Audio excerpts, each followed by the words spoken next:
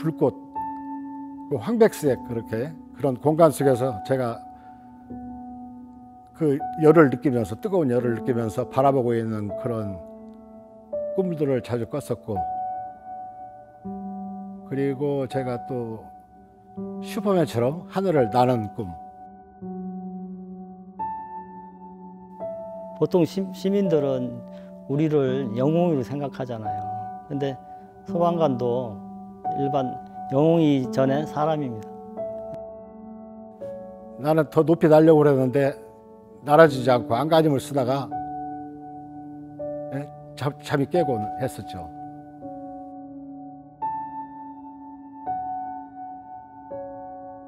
버닝필드는 기본적으로 관객들과 함께 만들어가는 공연입니다. 관객들이 이 사건 현장 속으로 재난이 펼쳐지는 이 산불 화재 중심 지역으로 함께 들어와서 진우와 함께 이야기를 추적해 나가고, 그리고 동시에 다양한 사건들을 함께 경험하고 다양한 인물들을 마주하면서 그 아픔을 내밀하게 함께 들여다보는 방식으로 구성된 작품인데요.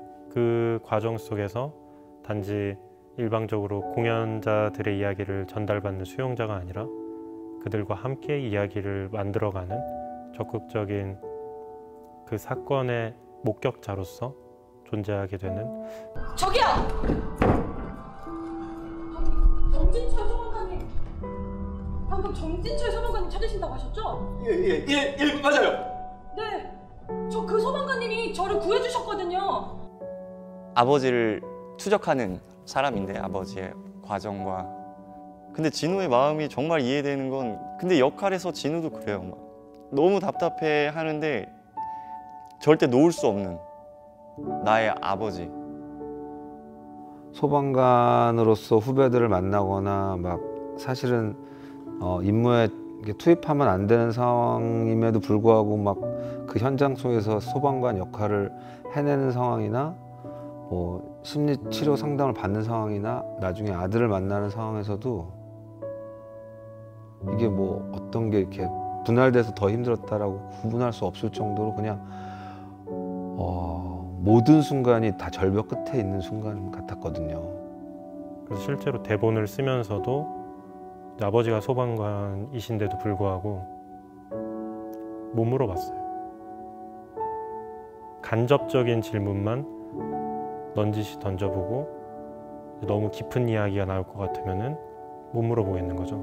그래서 그 묘한 공기, 더 이상 물어봤다가는 너무나 깊은 상처를 건드릴 것 같다라는 그 어떤 직감 때문에 때로는 막 깊은 이야기를 캐내려고 하기보다 이제 그분들이 주저하시는 부분에서 인터뷰를 많이 멈췄어요. 그리고 그 눈빛을 기억하고 그 호흡을 기억해서 최대한 대본을 써보려고 했던 것 같습니다. 소방관들은 예전에는 화재가 주로 큰일이었죠. 사람들이 볼 때는 바깥에서 방수하는 그 모습만 많이 보는데, 그리고 사람을 이렇게 업고 나오는 모습만 보이는데, 화재는 예방을 좀 많이 해가고 있고요. 군산 구조대원이 현장에서 순직한 사건이 있었어요. 물탱크에 인부가 들어가서 이제 못 나오니까 그 인부 구하러 들어갔다가 질소가스에 질식해서 이 구조대원도 사망을 했는데, 그때 당시에도 구조대원들이 원래 4명, 그러니까 최소한 4명이 있어야 돼요. 근데 인원이 이게 착출돼가고 교육가고 이래버리니까 신참 구조대원들끼리 출동을 한 거죠. 그게 이거는 분명히 우리가 편하자고 인원이 더 많아야 된다는 게 아니라 최소한의 인원이 필요한 건데, 근데 그 기준대로 저희가 운영된 적이 한 번도 없었어요. 지금도요.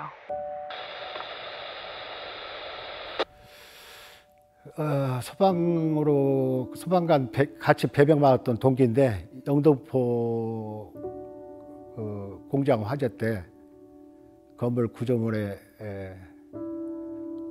무너져가지고 거기에서 순직했던 그 일. 그때는 사실 절망감이죠, 절망감.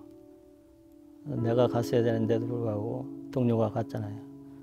그러면 아까 얘기했듯이 밥도 안 먹혀지고 잠도 안 오고 나 자신이 자괴감도 들지만 더 빨리 잘했으면 구했었지 않을까 그런 마음이 들어서 참 안타깝습니다. 그런데 그 현장에서 옆에 동료가 도와주지 못해가지고 그러니까 인력이 부족한 거죠. 인력이 부족해서 그 직원들이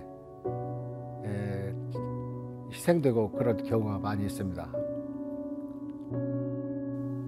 처음부터 끝까지 아마 정진철에게 가장 크게 눌려있어 마음에 눌렸던 그 바위덩이 같은 짐은 죄책감이었던 것 같아요.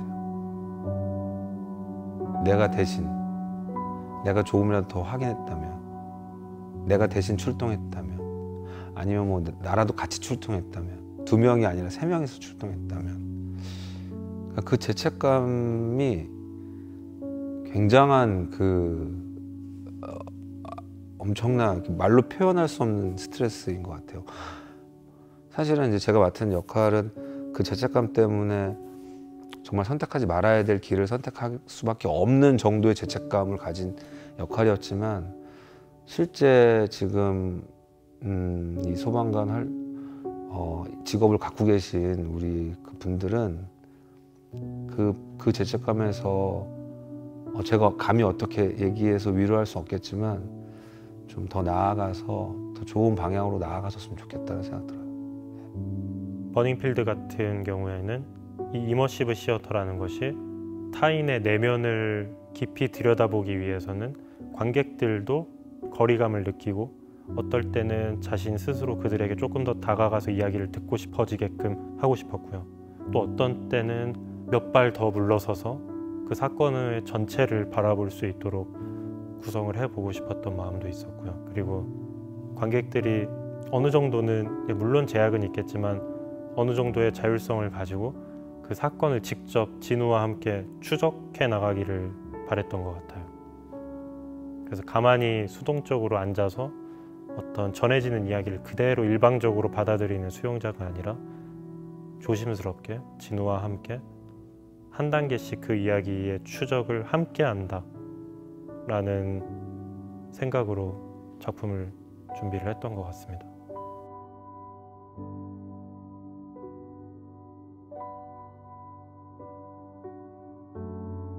관객과 정말 옆에서 바로, 그러니까 리액션이 바로 오는, 옆에서 정말 바로 옆에서 바로 오는 것들이 어떻게 보면 되게 어려울 수도 있겠다고 생각을 했는데, 막상 무대에 올라갔을 때 그러한 리액션들이 오히려 더 좋았던 것 같아요. 바로 앞에 있으니까 이렇게 물러설 수 없는 어떤 그런 딱 그런 위치에 놓이게 되더라고요. 그래서 오히려 그게 반작용으로 더 집중하게 됐고, 어떤 순간에는 늘 저희가 객석에 앉아서 보는 것에 익숙해서 그렇지 그런 상황 자체가 훨씬 더 연극적이다라는 생각이 들었어요. 굉장히 탈연극적인 어떤 컨셉을 시도하는데 사실은 그게 더 연극적이구나라는 생각? 그 무전기는 이제 채널이 여러 개가 있잖아요. 그러면은 그 채널을 통해서 다양한 이야기들이 공중에 말 그대로 그냥 떠다니는 건데, 근데 그것들은 섬세하게 주파수를 맞추지 않으면은 전달되지 못하고 사라지는, 보이지 않는 물질 같은 거잖아요. 그래서 소방관 분들의 이야기가 우리 주변에 사실 굉장히 많이 떠돌아다니긴 하지만 우리가 굳이 주파수를 맞춰서 귀 기울여 들으려고 하지 않았던 건 아닐까 하는 생각도 들고, 동시에 우리가 그 주파수를 맞추려고만 한다면은 동시에 너무나 많은 이야기들이 떠다니는 건 아닐까라는 생각이 들더라고요. 그래서 많은 소방관분들이 동시에 이야기를 진행하게 해서 관객분들께서는 한 번에 한 이야기들만 들으실 수 있도록 여러 이야기들 중에